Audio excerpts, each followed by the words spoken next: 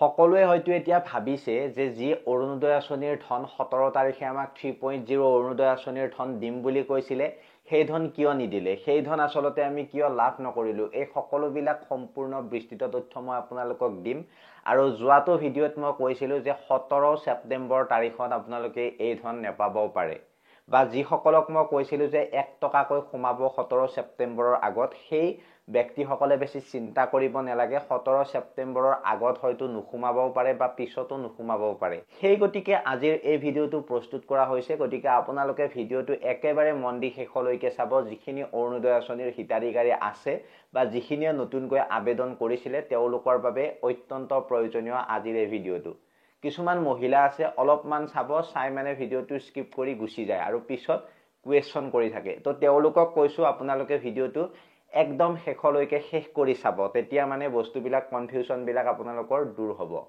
এতিয়া চাব, 17 ছেপ্টেম্বৰত আপোনালোকৰ চেৰেমনি পাতিম বুলি কৈছিল মুখ্যমন্ত্ৰী ডক্টৰ হিমন্ত বিশ্ব শৰ্মাই, আৰু পইচা আপোনালোকক দিম বুলি কৈছিল। কিন্তু এতিয়া 17 ছেপ্টেম্বৰত নহ'ল, আৰু কেতিয়া হয় সেই কথাও জনাই দিছে তেখেতে। অহা 25 ছেপ্টেম্বৰত হ'ব বুলি কৈছে।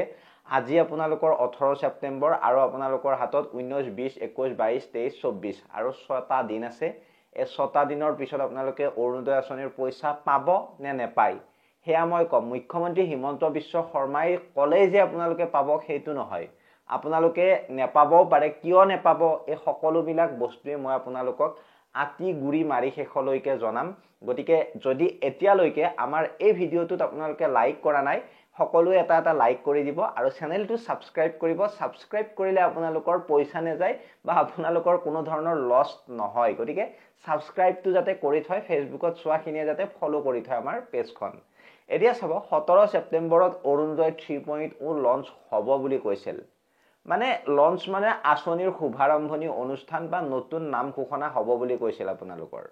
কিন্তু লঞ্চ মানে একেলগে আপোনালোকক পইচা নিদিব। মানুহে হয়তো ভাবিব পাৰে বা আপোনালোকে ভাবিব পাৰে যে 17 ছেপ্টেম্বৰে আমি পইচাবিলাক পাই যাম, তেনেকুৱা নহয়। এতিয়া প্ৰথমতে আপোনালোকে মনত ৰাখিব, নতুন নাম ফাইনেল লিষ্টত যোগ হয়, তাৰপিছত আপোনালোকৰ ভেৰিফিকেশ্যন হয়, নেক্সট আপোনালোকৰ আধাৰ, বেংক একাউণ্ট, তাৰপিছত আপোনালোকৰ ডকুমেণ্টছ, আপোনালোকৰ মিছমেটছ চেক কৰা হয়। আপোনাৰ ডকুমেণ্টছবিলাকত কিবা মিছ আছে নেকি, কিবা ভুল আছে নেকি, তো তেনেকুৱা ধৰণৰ কিছুমান কাম তেওঁলোকে কৰে। গতিকে ভেৰিফিকেশ্যন শেষ নহ'লে ডিবিটিৰ জৰিয়তে আপোনালোকক পইচা একাউণ্টত পঠাব নোৱাৰে। ভেৰিফিকেশ্যনটো শেষ কৰি ল'ব লাগিব।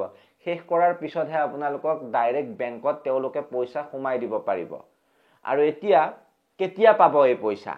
সকলোৰে এটাই প্ৰশ্ন যে 17 ছেপ্টেম্বৰত পইচা নেপালো, এতিয়া আমি কেতিয়াকে পইচাটো পাম?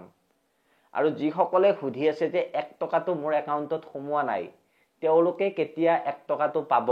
এই 25 তাৰিখৰ আগত তেওঁলোকে 1 টকাটো পাব। আৰু যিসকলৰ 25 ছেপ্টেম্বৰৰ আগত এই পইচাটো নোসোমাই, তেওঁলোকে ইমান চিন্তা কৰিব নালাগে। কিছুমানৰ হয়তো মেছেজ নাযাব পাৰে, টেকনিকেল ইছ্যু থাকিব পাৰে। তাৰপিছত কিছুমানৰ ধৰক বেংকৰ একাউণ্টৰ সৈতে যিটো মোবাইল নম্বৰ সেইটো ভুল হৈ থাকিব পাৰে, বা মোবাইলটোত কিবা নেটৱৰ্কৰ প্ৰব্লেম থাকিব পাৰে, টেকনিকেল ইছ্যু আৰু। তো তেনেকুৱা হ'লে আপোনালোকে ভয় নাখাব।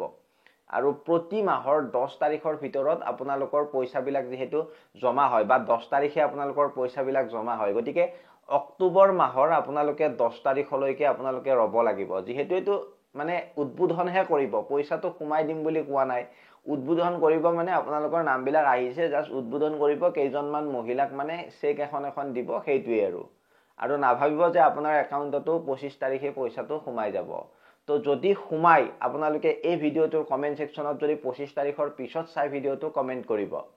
আৰু মেইনলি এতিয়া নথি পত্ৰত যদি ভুল আহে অলপ, তেতিয়াও আপুনি কিন্তু বিলম্ব হ'ব পাৰে। গতিকে নথি পত্ৰ মানে ফিল আপ কৰোঁতে, ফৰ্ম চৰ্ম এইবিলাক ফিল আপ কৰোঁতে আপুনি যদি সঠিকভাৱে কৰিছে তেন্তে আপুনি পাবই। পিছত আৰু হাল্লা কৰি থাকে ন কেইজন মানে, যে মই নাপালোঁ, মই ফৰ্ম জমা দিছিলোঁ, মোৰ এনেকুৱা তেনেকুৱা হ'ল।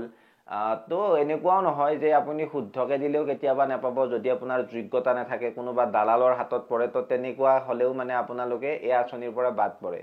এতিয়া নাম ফাইনেল লিষ্টত থাকিবলৈ পইচা আপুনি পাবই। আৰু নথি পত্ৰ বা একাউণ্টছ ডিটেইলছত ভুল থাকিলে আপোনালোকে পঞ্চায়ত, ব্লক অফিচত আপুনি খবৰ ল'ব লাগিব।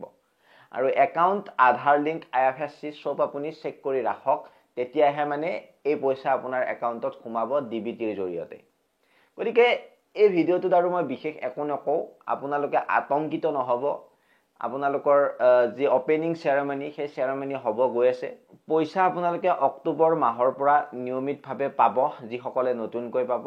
আৰু যদি ভিডিঅ'টো ভাল লাগিলে লাইক, শ্বেয়াৰ আৰু ছাবস্ক্ৰাইব কৰিব, ফেচবুকৰ খিনিয়ে ফ'ল' কৰিব। গতিকে বহুত ছাবস্ক্ৰাইব কৰি দিয়ক, বহুত শ্বেয়াৰ কৰি দিয়ক। অতি শীঘ্ৰে আপোনালোকৰ 1 লাখ হ'বলৈ গৈ আছে এই চেনেলটো। গতিকে আপোনালোকলৈ হাতযোৰ কৰিছোঁ যাতে আগুৱাই লৈ যায়। আৰু এই চেনেলটোত ভিডিঅ' পাবলৈ আপোনালোকে ছাবস্ক্ৰাইবৰ লগতে কাষত থকা ঘণ্টি বটনটো যাতে দবাই থয়, সকলোতকৈ আগত আপোনালোকে নটিফিকেশ্যনবিলাক পাই থাকিবলৈ। গতিকে 25 তাৰিখলৈ ধৈৰ্য ধৰক। আৰু আপোনালোকৰ এইফালে 10 অক্টোবৰ এইখিনি সময়ৰ ভিতৰতে আপোনাৰ একাউণ্টত 1250 টকা সোমাই আছে। গতিকে চিন্তা নকৰিব, মই মিঠু আছোঁ আপোনালোকৰ লগত। বিদায় মাগিছোঁ অন্য এটা ভিডিঅ'ত লগ পোৱাৰ প্ৰতিশ্ৰুতিৰে। ধন্যবাদ। জয় অসম।